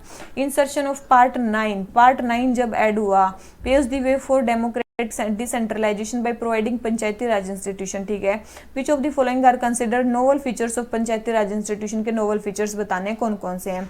सबसे पहले है कि political accountability of state executive. देखो स्टेट एग्जीक्यूटिव की पॉलिटिकल अकाउंटेबिलिटी पंचायती राज से कैसे होगी, तो बिल्कुल गलत स्टेटमेंट दे रखी है। Devolution of taxation power at the local level by parliament, parliament ने लोकल लेवल पे डिवोल्यूशन ऑफ टैक्सिंग पावर कौन सी दे रखी है, सारी तो चीजें पार्लियामेंट टैक्स लगाती है, तो ये स्टेटमेंट भी रॉन्ग है। थर्ड है reservation for women, yes reservation for women तो वहाँ पे प्रोवाइड कर रखा है, तो आंसर इसका क्या हो जाता है सी। ठीक है, आंसर क्या हो जाता है सी। अब आ जाते हैं किस पे, क्वेश्चन नंबर 76 पे। 76 हमें क्या बोलता है, हमें लगाना है किस में, क्रोनोलॉजी में लगाना है इंडियन नेशनल मूवमेंट के इंसिडेंट्स को। सबसे पहले मोंटेग्यू डिक्लेरेशन कब हुआ था, ये 1917 में हुआ था, कब 20 अगस्त के आसपास हुआ था। उसके बाद है Annie Besant served as president of Indian National Congress, ये प्रेसिडेंट कब बनी थी, ये बनी थी जून 1970 में, सॉरी। ठीक है, फिर है launch of Tilak home rule league, ये तिलक की होम रूल लीग कब हुई थी, ये 1916 में स्टार्ट हुई थी अप्रैल में। ठीक है, उसके बाद है बोल रहे हैं एनुलमेंट ऑफ पार्टीशन ऑफ बंगाल, ये एनुलमेंट ऑफ पार्टीशन ऑफ बंगाल कब हुआ था, 1911 में हुआ था। तो अब तो आप सीक्वेंस में इनको लगा सकते हो कब कब हुए हैं, तो क्वेश्चन नंबर 76 आंसर क्या हो जाता है सी। ठीक है, ये होगी इसकी सीक्वेंस मैंने आपको ईयर बता दिए। तो देखो जो भी है, आप इवेंट्स के ईयर्स भी आपको याद रखने हैं। फिर आ जाता है हीरे बेंकाल, एक मेगालिथिक साइट है, वो कहाँ पे मिली है, यूनेस्को वर्ल्ड हेरिटेज साइट में आती है, ये कहाँ मिली है, तो याद रखना ये कहाँ पे मिली है, ये हमारी कहाँ पे मिली है, ये मिली है हमारी कर्नाटका में। कहाँ मिली है, कर्नाटका में मिली है। और एक चीज़ ध्यान रखना है, 6 ऐसी साइट्स यूनेस्को ने एक्सेप्ट की हैं जो टेंटेटिव लिस्ट में उन्होंने डाली हैं। कौन सी टेंटेटिव लिस्ट में उन्होंने डाली हैं, तो एक तो ये होगी हीरे बेंकोल, ऐसी 6 साइट्स हैं, इसका मतलब 5 और बच गई। एक है वाराणसी सिटी, ठीक है, एक है वाराणसी सिटी जो कि कहाँ पे यूपी में है। एक है हमारी कांचीपुरम टेम्पल्स, कांचीपुरम के टेम्पल्स, कांचीपुरम टेम्पल्स ये कहाँ के हैं, ये तमिलनाडु के हैं। ठीक है, उसके बाद है हमारे भेड़ा घाट, भेड़ा घाट, एक है भेड़ा घाट, लामेटा घाट। ठीक है, लामेटा घाट, भेड़ा घाट, लामेटा घाट, ये कहाँ पे है, नर्मदा वैली एमपी में है। उसके बाद है सतपुड़ा टाइगर रिजर्व, ये कहाँ पे है, एमपी में है। सतपुड़ा टाइगर रिजर्व कहाँ पे है, एमपी में। और उसके बाद एक आता है मराठा मिलिट्री आर्क, ठीक है, एक आता है मराठा मिलिट्री आर्क, ये कहाँ पे, महाराष्ट्र में है। तो ये 5 साइट और हैं जो मेनली टेंटेटिव लिस्ट में ऐड हुई हैं। ठीक है, देखो ये भी आ सकता है, बेड़ा घाट, लामे घाट ये कहाँ पे है, ये एमपी में है। और कांचीपुरम टेम्पल्स कहाँ पे हैं, तमिलनाडु में। और सबका आपको पता ही होगा, तो ये 2 भी इंपॉर्टेंट अच्छे से ध्यान रख लेना। हीरे बेंकोल एक मेगालिथिक साइट है, वो कहाँ पे है, कर्नाटका में। तो आंसर क्या हो गया, बी। आ जाते हैं किस पे, क्वेश्चन नंबर 78 पे। Parliament can interest the executive functions of centre to a state without the consent of that state. बोले कि पार्लियामेंट जो है executive function of state centre के स्टेट को दे सकते हैं बिना स्टेट्स की कंसेंट के, तो बिल्कुल दे सकते हैं, वो उनके पास पावर है। सेकंड है a law made by parliament in the state under the president rule is coterminous with duration of the president rule. देखो ऐसा नहीं है कि प्रेसिडेंट रूल के टाइम पे जो पार्लियामेंट ने लॉ बनाया, ऐसा नहीं है प्रेसिडेंट रूल हटते ही वो हट जाएगा, ऐसा नहीं है, वो मतलब चालू रहेगा। तो ये स्टेटमेंट गलत है, तो फर्स्ट स्टेटमेंट करेक्ट है, सेकंड स्टेटमेंट रॉन्ग होगी। तो आंसर हमारा क्या हो गया, ए। ठीक है, आ जाते हैं किस पे, क्वेश्चन नंबर 79 पे।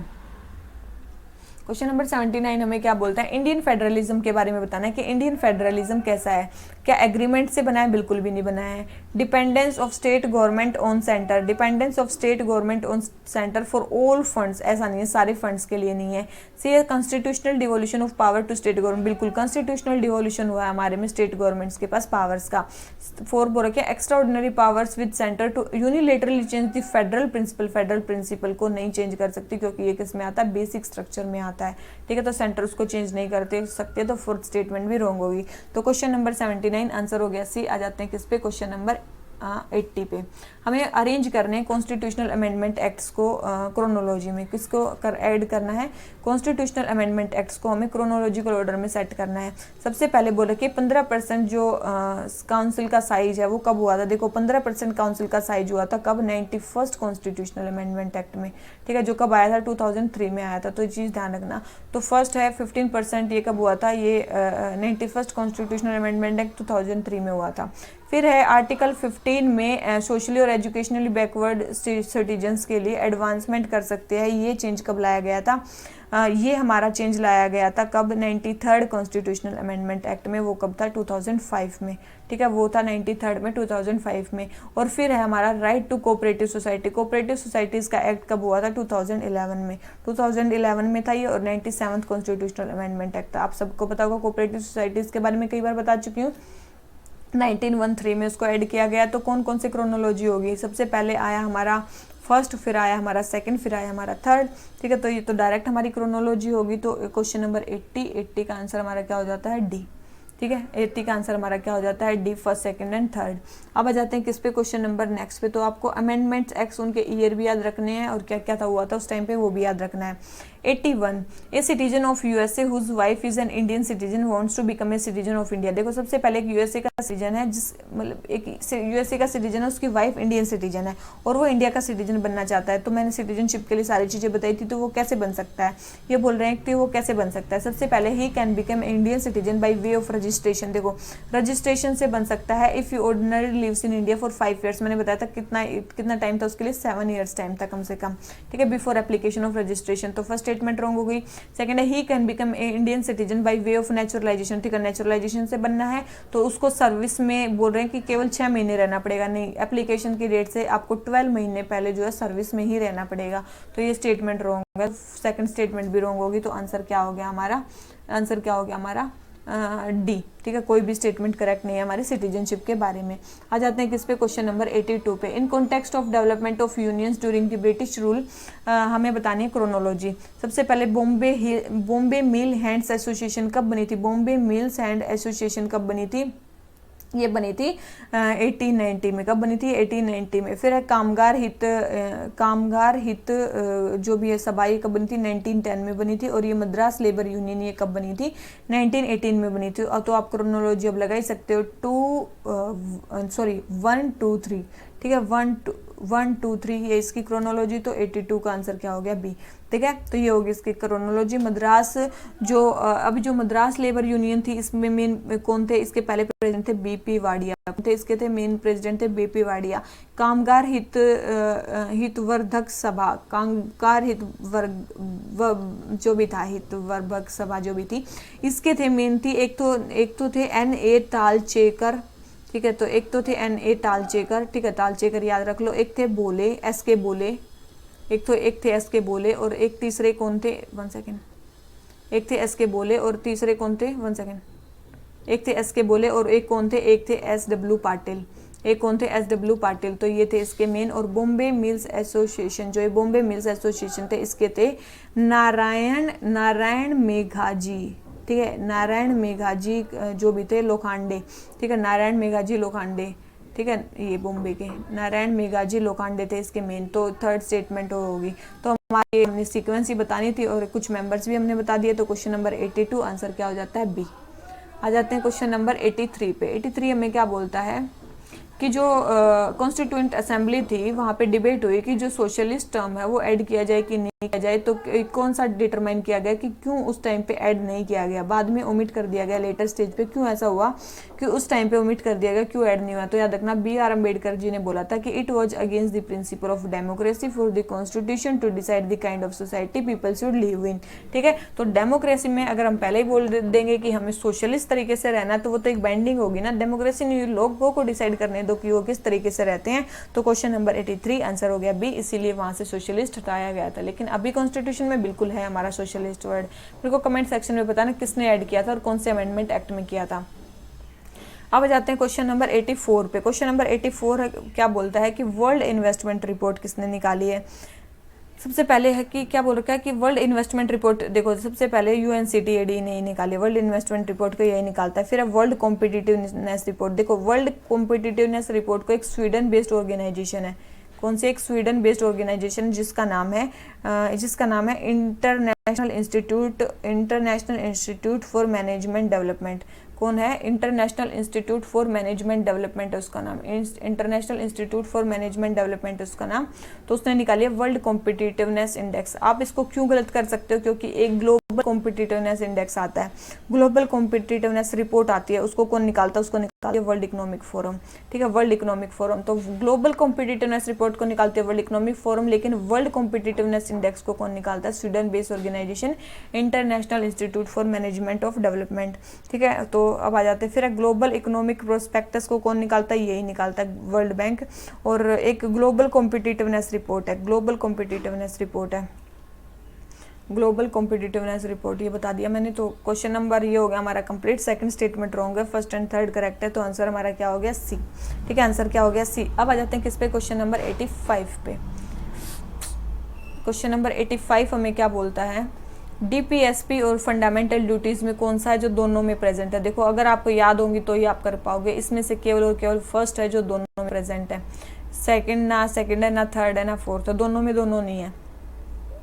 क्योंकि अगर बात करें साइंटिफिक टेम्पर की और कॉमन ब्रदरहुड की, ये मेनली कहाँ पे है? ये मेनली है फंडामेंटल ड्यूटी में, ठीक है। और ये कहाँ पे है? फ्री डेलीगेटेड डीपीएसपी में। ये कहाँ पे है? डीपीएसपी में, ठीक है। तो दोनों में सारे नहीं है। तो क्वेश्चन नंबर 85 आंसर क्या हो जाता है? डी, केवल और केवल इन्वायरमेंट का प्रोटेक्शन सब में आता है। अब आ जाते हैं किस पे? क्वेश्चन नंबर 86 पे। रंपा रेबिलियन के बारे में बात करनी है। किसके बारे में? रंपा रेबिलियन। देखो रंपा रेबिलियन बहुत इंपॉर्टेंट रेबिलियन है जो 1922 से लेकर 24 के बीच में स्टैब्लिश किया गया था। बोल रहे हैं कि कोया ट्राइब जो है आंध्र प्रदेश की, उन्होंने मतलब इसको वो किया था। तो बिल्कुल सही स्टेटमेंट है, उन्होंने किया था। और अल्लूरी सीताराम राजू इनके लीडर थे, बिल्कुल। और रंपा रेबिलियन को बहुत अच्छे से मैंने बताया था, इसको क्या बोला जाता है? मनियम रेबिलियन भी बोला जाता है। मनियम रेबिलियन भी इसको बोला जाता है, क्योंकि जो अल्लूरी सीताराम राजू थे उनका दूसरा नाम क्या था? उनका नाम था मनियम विरुदु। मनियम विरुदु, विरुदु मतलब tiger of the, sorry hero of the jungle, sorry tiger बोल रही हूँ, हीरो ऑफ द जंगल इसको बोला जाता था, ठीक है। तो इसको मलयम रिवॉल्यूशन इसलिए भी बोला जाता है। तो मलयम रिबेलियन भी बोला जाता है इसको। तो ये सारी चीज़ें होगी हमारी। जो भी मद्रास फॉरेस्ट एक्ट 1882 का लगाया गया था, मद्रास फॉरेस्ट एक्ट जो 1882 का लगाया था, उसके अगेंस्ट इन्होंने प्रोटेस्ट किया था, रंपा रेबिलियन। तो क्वेश्चन नंबर 86 आंसर हमारा क्या हो जाता है? सी, ठीक है। आ जाते हैं किस पे? क्वेश्चन नंबर 87 पे। क्वेश्चन नंबर 87 हमें क्या बोलता है? Election commission has an independently budget finalised directly in consultation between commission and finance ministry. बोले कि इलेक्शन कमीशन जो है वो इंडिपेंडेंट वहाँ पे बजट फाइनलाइज होता है directly in consultation with commission finance minister, बिल्कुल सही है। Second, expenditure for regular elections to the state legislative is shared equally between the union and state. देखो अगर स्टेट के लेजिस्लेचर के इलेक्शन होने हैं तो उसका एक्सपेंडिचर कौन करेगा? केवल और केवल स्टेट कंसर्न ही करेगी, ना कि सेंटर से वहाँ पे पैसा आएगा। थर्ड है, union government bears the entire expenditure related to capital equipment and preparation of electoral. देखो कैपिटल इक्विपमेंट और प्रिपरेशन ऑफ इलेक्टोरल रोल जो है वो याद रखना दोनों में शेयर होगा। कैपिटल एक्सपेंडिचर याद रखना, वो कैपिटल एक्सपेंडिचर दोनों स्टेट्स और उसमें शेयर होगा, सेंटर और स्टेट्स में। और जो स्टेट लेजिस्लेचर के जो इलेक्टोरल जो मतलब वहाँ पे रेगुलर खर्चा होगा वो कौन देगी? स्टेट गवर्नमेंट देगी। तो थर्ड स्टेटमेंट भी रॉन्ग होगी। तो सेकंड भी रॉन्ग, थर्ड भी रॉन्ग, तो हमारा आंसर क्या हो जाता है? ए, ठीक है। केवल और केवल इसमें फर्स्ट स्टेटमेंट जो है वो हमारी करेक्ट है, ठीक है। और जो अगर साइमल्टेनियस इलेक्शन हो रहे हैं पार्लियामेंट के भी और स्टेट लेजिस्लेचर के भी, तो भी दो यूनियन और स्टेट्स में क्या होगा? इक्वली डिस्ट्रीब्यूट होगा। तो क्वेश्चन नंबर 87 आंसर हो गया ए। आ जाते हैं किस पे? क्वेश्चन नंबर 88 पे। क्वेश्चन नंबर 88 हमें क्या बोलता है? सब्स्टिट्यूट मोशन के बारे में बताना है। किसके बारे में बताना है? सब्स्टिट्यूट मोशन के बारे में बताना है। आपने बड़े अच्छे से कई टाइप के मोशन पढ़े होंगे। सबसे पहले है कि it is moved in the substitution of original motion. Original motion के सब्स्टिट्यूट में इसको मतलब वो किया जाता है, तो बिल्कुल इसको किया जाता है। नोट डिपेंडेंट, और देखो ओरिजिनल मोशन पे ही तो ये डिपेंडेंट होता है, जब ओरिजिनल मोशन नहीं होगा तभी तो ये मतलब प्रपोज किया जाएगा। तो सेकंड स्टेटमेंट तो रॉन्ग होगी कि ये डिपेंडेंट होता है ओरिजिनल मोशन पे। नो अमेंडमेंट परमिशन, बिल्कुल कोई अमेंडमेंट परमिशन नहीं होते। और यहाँ पे after discussion it is alone put to vote and not original motion, बिल्कुल ये अगर वोट किया जाता है तो ओरिजिनल मोशन नहीं, it is alone put to vote discussion के बाद, ठीक है। तो और सारी स्टेटमेंट करेक्ट है, सेकंड स्टेटमेंट रॉन्ग है। तो आंसर हमारा क्या हो जाता है? बी। अगर वैसे देखें ना मोशंस का मतलब कई टाइप के मोशंस जो हैं वो मतलब हमारे में मतलब कॉन्स्टिट्यूशन में मेंशंस हैं। जैसे कि 3 प्रिंसिपल्स हैं, 3 कैटेगरीज में मेनली जो मोशंस है वो फॉलो करते हैं। कौन कौन से हैं अगर हम देखें तो देखते हैं। सबसे पहले मोशंस, ठीक है, मोशंस देखते हैं सबसे पहले, ठीक है। मोशंस कई प्रकार के हैं, देखो वो वाले मोशंस नहीं बता रही और भी मैंने बताए थे, ठीक है। एक तो होते हैं सब्सटेंसिव मोशन, एक तो होते हैं सब्सटेंसिव मोशन, ठीक है। सब्सटेंसिव मोशन में क्या होता है कि ये सेल्फ कंटेंड इंडिपेंडेंट प्रपोजल आता है इसमें, सेल्फ कंटेंड इंडिपेंडेंट प्रपोजल, ठीक है। सेल्फ कंटेंड इंडिपेंडेंट प्रपोजल होता है जो बहुत ही इंपॉर्टेंट मैटर से डील करता है, वेरी इंपॉर्टेंट मैटर्स, ठीक है, वेरी इंपॉर्टेंट मैटर से डील करता है ये। उसके बाद जैसे कि impeachment of president, removal of chief election commission, ये सारे इसमें आते हैं किसमें? सब्सटेंसिव मोशन में। उसके बाद आता है हमारा कौन सा मोशन? उसके बाद आता है सब्स्टिट्यूट मोशन, जो अभी हमने पढ़ा। सब्स्टिट्यूट मोशन कब आता है? जब ये मेनली ओरिजिनल मोशन के उसके लिए मतलब ओरिजिनल मोशन नहीं हो तब ये मूव किया जाता है मेनली उसके लिए अल्टरनेटिव होता है, ठीक है, मतलब ओरिजिनल मोशन का अल्टरनेटिव होता है, लेकिन इसको हाउस अगर अडॉप्ट कर लेता है तो ये ओरिजिनल मोशन को क्या कर देता है, सब्सटीट्यूट कर देता है। फिर आ जाता है हमारा लास्ट मोशन जिसको बोलते हैं सब्सिडरी मोशन, जिसको क्या बोलते हैं, सब्सिडरी मोशन। ये क्या होता है, ये मतलब बाय इट, मतलब subsidiary motion it by itself has no meaning, ठीक है। ये जो है स्टेट ओरिजिनल मोशन को स्टेट किए बिना इसके बारे में बताया नहीं जा सकता, ठीक है। तो ये 3 टाइप का मेनली होता है, एक तो है एंसिलरी मोशन, एक होता है मेनली सुपरसीडिंग मोशन और एक होता है अमेंडमेंट। अब किसी चीज़ में आपको अमेंडमेंट करना तो ओरिजिनल का रेफरेंस लिए बिना आप अमेंडमेंट थोड़ी ना कर सकते, तो वही है, इसमें मॉडिफाई किया जाएगा, सब्सटीट्यूट किया जाएगा किसी पार्ट को ओरिजिनल मोशन के लिए, तो बिल्कुल अमेंडमेंट हो गया। फिर आगे हमारा सुपरसीडिंग। सुपरसीड आप किसको करोगे, सबसे पहले उस बेसिक का तो नाम आपको बताना होगा, ठीक है, तो ये तो भी आपको मतलब ओरिजिनल मोशन का मतलब बताना होगा। फिर एंसिलरी मोशन, इसमें क्या होता है, it is used as a regular way of proceeding with various kinds of business, ठीक है, बहुत सारे मतलब उसके काइंड से रिलेटेड बिजनेस उसमें चलते हैं, तो ओरिजिनल का नाम भी बिना ये जो मोशन है ये नहीं चल सकते। तो ये हो गया हमारा सब्सिडरी मोशन। तो ये मोशन इतने टाइप के होते हैं। तो अभी हमारा जो क्वेश्चन आया हुआ था वो था सब्सटीट्यूट मोशन के बारे में, तो हमने देख लिया। आ जाते हैं क्वेश्चन नंबर 89 पे। हमें बताना है कि एम.जी. रेनाडे किससे एसोसिएटेड थे। याद रखना, एम.जी. रेनाडे इन सबसे एसोसिएटेड थे, ठीक है, एम.जी. रेनाडे इन सबसे एसोसिएटेड थे, तो आंसर हमारा क्या हो जाता है, डी, ठीक है। अब विडो रीमैरिज एसोसिएशन बनी कब थी, 1861 में बनी थी। अब ये डक्कन एजुकेशन सोसाइटी कब बनी थी, 1884 में बनी थी। फिर है हमारी पूर्ण सार्वजनिक सभा, अभी बताई थी थोड़ी देर पहले, 1817 में बनी थी। तो क्वेश्चन नंबर 89 आंसर हो जाता है डी। आ जाते हैं किस पे, क्वेश्चन नंबर 90 पे। मिशन इनोवेशन के बारे में बताना। मिशन इनोवेशन देखो, इनोवेट करना है। It is a global initiative to pioneer clean energy solution through domestic innovations and international cooperation, बिल्कुल। सेकंड है इंडिया फाउंडिंग मेंबर इस मिशन का, ये भी बिल्कुल करेक्ट स्टेटमेंट है, ये भी बिल्कुल करेक्ट स्टेटमेंट है। याद रखना है मिशन इनोवेशन में इंडिया जो है वो फाउंडिंग मेंबर है, ठीक है। इसमें लगभग 24 कंट्रीज हैं, जिसमें एक यूरोपियन यूनियन भी है और इंडिया तो है ही, ठीक है। और अभी इसका सेकेंड पार्ट स्टार्ट हुआ है मिशन इनोवेशन का, अभी मतलब 2.0 नहीं होता, वो स्टार्ट हुआ है, ताकि जो इन्वेस्टमेंट्स हैं उनको इंक्रीज किया जा सके क्लीन एनर्जी की रिसर्च में, डेवलपमेंट में, और जो भी अफोर्डेबल क्लीन एनर्जी सॉल्यूशन है उनको प्रोवाइड किया जा सके बाय 2030। कब तक, बाय 2030। तो ये मिशन इनोवेशन सेकंड स्टार्ट हुआ है कब, अब से, ठीक है। तो और वैसे मिशन इनोवेशन कब लॉन्च हुआ था, 2015 में लॉन्च हुआ था, ठीक है। वैसे 2015 में हुआ था, लेकिन अभी मिशन जो है वो ये लॉन्च हुआ है, मिशन 1। तो क्वेश्चन नंबर ये हो गया हमारा 90, आंसर हो गया सी, ठीक है, क्योंकि दोनों ही स्टेटमेंट करेक्ट है। आ जाते हैं किस पे, क्वेश्चन नंबर 90 जो भी है 1 पे।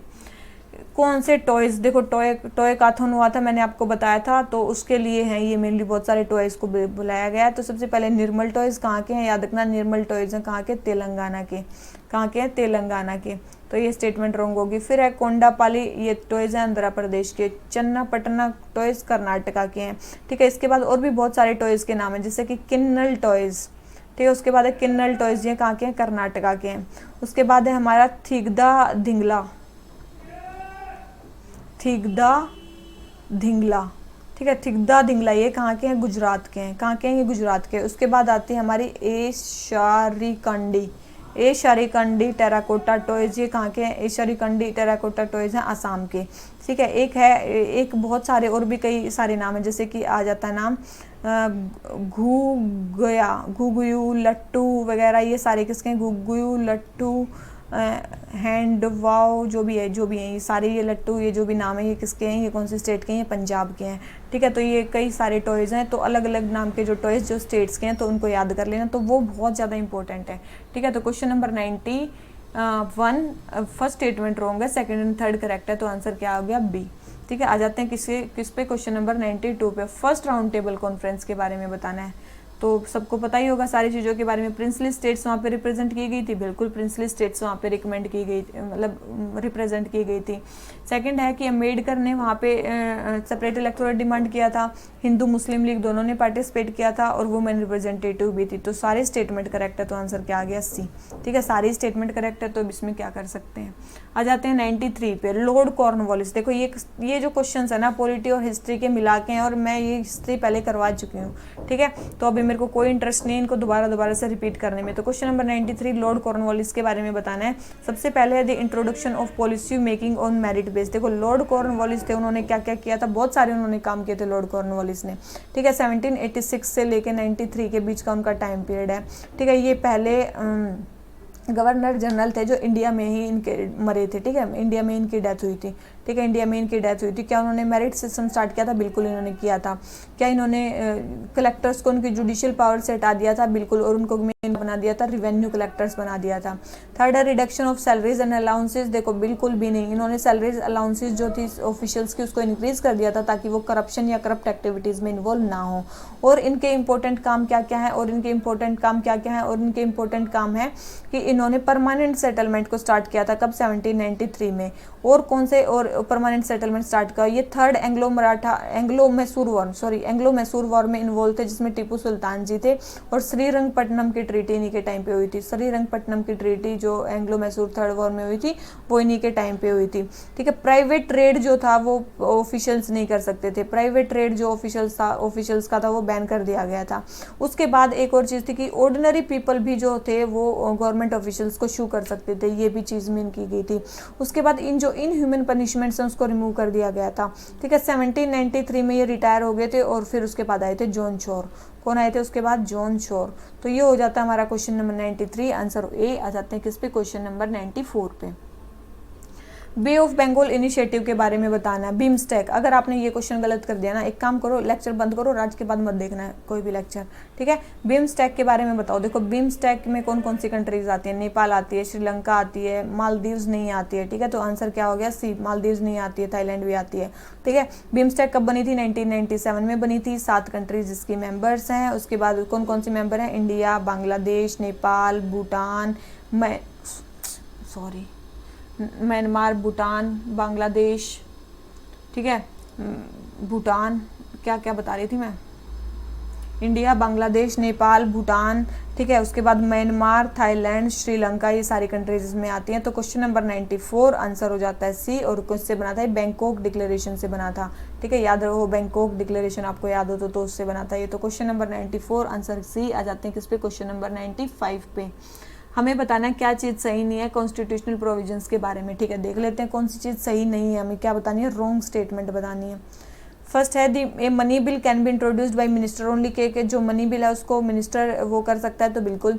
Finance bill must be enacted passed by parliament and assented to president by within 14 days, बिल्कुल, ठीक है। थर्ड है कि देखो, अब आप एक चीज़ बताओ, क्या ये 14 डेज है? बिल्कुल भी नहीं, यही तो स्टेटमेंट रॉन्ग है। 14 डेज नहीं है, ये कितना है? 75 डेज। 75 डेज के अंदर जो फाइनेंस बिल है वो इनेक्ट होना चाहिए और प्रेसिडेंट से पास होना चाहिए। याद रखना वो टाइम कितना है? 75 डेज है, याद रखना। तो ये चीज़ ध्यान रखनी है। तो यही स्टेटमेंट हमारी रॉन्ग दे रखी है और सारी स्टेटमेंट तो करेक्ट ही है। Rajya Sabha has no power either to reject और टू अमेंड बिल, बिल्कुल राज्यसभा के पास कोई पावर नहीं होती। If the Rajya Sabha does not return the money bill to 14 within 14 days the bill को पास माना जाएगा, बिल्कुल सही है। तो इसका ये सारी स्टेटमेंट तो करेक्ट ही है, तो केवल सेकंड रॉन्ग है। आ जाते हैं क्वेश्चन नंबर 96 पे। वाइसरॉय के टाइम पे क्या क्या हुआ था? लॉर्ड कर्जन के टाइम पे क्या क्या हुआ था? ये पूछ रखा है। सबसे पहले है क्रिमिनल लॉ अमेंडमेंट एक्ट, ये कब आया था? 1908 में आया था, ठीक है। फिर है prevention of seditious meeting act, ये कब हुई थी? 1911 में हुई थी। फिर है कलकत्ता कॉर्पोरेशन एक्ट, मेनली कब आया था? 1819 में आया था। और ये एंशिएंट मॉन्यूमेंट्स वाला कब आया था? 1904 में आया था। तो केवल कलकत्ता कॉर्पोरेशन एक्ट और एंशिएंट मॉन्यूमेंट प्रोटेक्शन एक्ट तो इसके टाइम पे हुए, क्योंकि ये कब था? ये 1899 से लेके 1905 तक तो इसका टाइम पीरियड था, तभी तक था ये। तो थर्ड एंड फोर्थ इसके आंसर हो गए, फर्स्ट एंड सेकंड क्या हो गए? रॉन्ग हो गए, ठीक है। तो इसका आंसर हमारा क्या हो गया? बी, क्योंकि यही केवल उसके टाइम पे आए थे। अब आ जाते हैं क्वेश्चन नंबर 97 पे। क्या बोलता है? रिंग फेंस की पॉलिसी के बारे में बताना। रिंग फेंस की सबसे पहले है, ये बफर क्रिएट कर रही थी ईस्ट इंडिया कंपनी की टेरिटरीज को प्रोटेक्ट करने के लिए, बिल्कुल किया जा रहा था। वॉरेन हेस्टिंग के टाइम पे सबसे ज़्यादा प्रोमिनेंस में आया, बिल्कुल आया। ईस्ट इंडिया कंपनी बोले कि पार्शली कंपनसेट कर देती, बिल्कुल भी नहीं। जो स्टेट उस आर्मी को रखती थी वही कंपनसेट करती थी, मिलिट्री के सारे एक्सपेंसेस उस स्टेट को दिए जाते थे, कंपनी कोई पैसा नहीं देती थी। तो ये स्टेटमेंट रॉन्ग होगी, तो इसका आंसर हमारा क्या हो गया? ए, ठीक है। आ जाते हैं किस पे? क्वेश्चन नंबर 98 पे। क्वेश्चन नंबर 98 हमें क्या बोलता है कि हमें लोकल गवर्नेंस के बारे में बताना है। It is mandatory for the state legislator to transfer this subjects listed under 11th schedule to Panchayati Raj institution. बोल रहे कि ये मैंडेटरी है स्टेट लेजिस्लेचर के लिए कि वो सारे सब्जेक्ट को ट्रांसफर करे, ऐसा नहीं है। वो चाहे तो ट्रांसफ़र कर भी सकती है, चाहे तो ट्रांसफ़र नहीं भी कर सकते कुछ सब्जेक्ट्स को। Second, state legislature can provide for mandatory educational qualification for candidates to contest election. बिल्कुल ये स्टेटमेंट सही है, वहाँ पे जो एजुकेशनल क्वालिफिकेशन है वो जरूर मैंडेटरी है, ठीक है, तो ये स्टेटमेंट करेक्ट है। तो आंसर हो गया बी। आ जाते हैं किस पे, क्वेश्चन नंबर 99 पे। फिर है 1992 के कॉन्स्टिट्यूशनल अमेंडमेंट एक्ट के बारे में बताना है, जो 73rd कॉन्स्टिट्यूशनल अमेंडमेंट एक्ट था पंचायत के बारे में। Chairperson of the panchayat at the intermediate and district level shall be directly elected by the gram sabha. वो डायरेक्टली इलेक्टेड होगा किससे, ग्राम सभा से, बिल्कुल भी नहीं, वो डायरेक्टली नहीं इलेक्ट होगा। कैसे डायरेक्ट होगा, इनडायरेक्टली इलेक्ट होगा। It provided for reservation of seats for SC/ST in every panchayat. देखो हर पंचायत में SC/ST के रिजर्वेशन के बारे में तो बताया ही गया, तो आंसर क्या हो गया, बी। तो करेक्ट ही बतानी है, तो करेक्ट तो ये है। थर्ड, इट प्रोवाइड फॉर ग्राम सभा that body of all people residing in that village. ऐसा नहीं है कि रिसाइडिंग इन दैट विलेज, जो रजिस्टर्ड वोटर होते हैं उस गाँव के, वो उसमें मतलब होते हैं, ठीक है। ग्राम सभा को में कौन होते हैं, जो वहाँ के रजिस्टर्ड वोटर्स होते हैं। फिर है it provides for only the members of panchayat at village level to be elected directly by the people. ऐसा नहीं है, इसने बोला कि only the members of panchayat at village level. देखो विलेज लेवल हो, चाहे ब्लॉक लेवल हो, चाहे डिस्ट्रिक्ट लेवल हो, सब डायरेक्टली इलेक्टेड होंगे पीपल के द्वारा। तो ये स्टेटमेंट भी रॉन्ग हो गया। आ जाते हैं क्वेश्चन नंबर 100 पे। फास्ट ट्रैक स्पेशल कोर्ट्स के बारे में बात करनी है। बोल रखी कि सेंट्रल सेक्टर स्कीम है, तो याद रखना ये फास्ट ट्रैक कोर्ट्स जो बनाई गई ये सेंट्रली स्पॉन्सर्ड स्कीम है। कौन सी, सेंट्रली स्पॉन्सर्ड स्कीम है, ये सेंट्रल सेक्टर नहीं है। तो फर्स्ट स्टेटमेंट तो हमारी क्या होगी, रॉन्ग होगी। सेकंड है ये कंप्लीटली फंड होती है निर्भया फंड से। ये कंप्लीटली बिल्कुल भी नहीं, ये कंप्लीटली फंड नहीं होती है, याद रखना ये कंप्लीटली फंड नहीं होती है, सेंट्रल शेयर इसमें फंड होता है, ठीक है, तो याद रखना। थर्ड स्टेटमेंट क्या है, the court establish under this scheme only POCSO act से डील करेंगे। ऐसा नहीं है, पोक्सो से करेंगे, IPC के भी कुछ कानून जो रेप वगैरह के हैं वो सारे केसेस इसमें डील होंगे, ठीक है, वो सारे केसेस इसमें डील होंगे। तो ये स्टेटमेंट भी हमारी रॉन्ग है, तो ये स्टेटमेंट हमारी रॉन्ग होगी। थर्ड स्टेटमेंट भी रॉन्ग होगी, ठीक है, और हमारी सेकंड स्टेटमेंट भी रॉन्ग होगी, फर्स्ट स्टेटमेंट भी रॉन्ग होगी। तो हमारा आंसर क्या हो गया, डी, ठीक है। ये फास्ट ट्रैक कोर्ट एक सेंट्रली स्पॉन्सर्ड स्कीम है, 2021 से 2023 तक ये एस्टैब्लिश किए जाएंगे। सेंट्रल शेयर जो है वो निर्भया फंड से इसमें किया जाएगा। सेंट्रल स्पॉन्सर्ड है तो कुछ स्टेट्स भी स्पॉन्सर करेंगी, तो जो सेंटर का शेयर है वो निर्भया फंड से आएगा, तो स्टेट्स का शेयर कहीं से भी आए, ठीक है। फर्स्ट किसने रिकमेंड किया था कि ऐसे फास्ट ट्रैक कोर्ट बनाने चाहिए, 11th फाइनेंस कमीशन जो कि 2000 में बैठा था उसने किया था, ठीक है। उसके बाद ये स्कीम जो है 2019 से 20 में 1 साल तक चला के पायलट बेसिस पे देख ली गई, उसके बाद ये दोबारा इंप्लीमेंट की गई है। मिनिस्ट्री कौन सी है इसमें, ministry of law and justice, ठीक है। इसमें फास्ट ट्रैक कोर्ट में होगा कौन कौन, वैसे एक तो होंगे जुडिशियल ऑफिसर और 7 स्टाफ मेंबर्स होंगे उनके साथ, ठीक है। ये किस मिशन का पार्ट है, याद रखना ये national mission for safety of women का पार्ट है। National mission for safety of women part के अंदर ये फास्ट ट्रैक कोर्ट जो है एस्टेब्लिश किए गए हैं। तो आंसर हमारा क्या हो जाता है, डी, ठीक है। तो हमारे टोटल क्वेश्चन हो जाते हैं कंप्लीट, हमारी पॉलिटी की टेस्ट सीरीज हो जाती है कंप्लीट। अगर आपको वीडियो अच्छी लगी हो तो लाइक करना और चैनल को सब्सक्राइब करना प्लीज़ मत भूलना, अगर आपने अभी तक पॉलिटी की पूरी सीरीज़ देख ली है तो चलिए कॉन्ग्रेचुलेशंस, आपने सारी जो सीरीज है पॉलिटी की वो कंप्लीट कर ली है। फुल लेंथ टेस्ट कीजिए और अपना सिलेक्शन लीजिए और हमारी कोचिंग का नाम भी बढ़ेगा उससे, ठीक है। तो चलिए इसी नोट पे आज का लेक्चर खत्म करते हैं। Thank you very much, bye bye.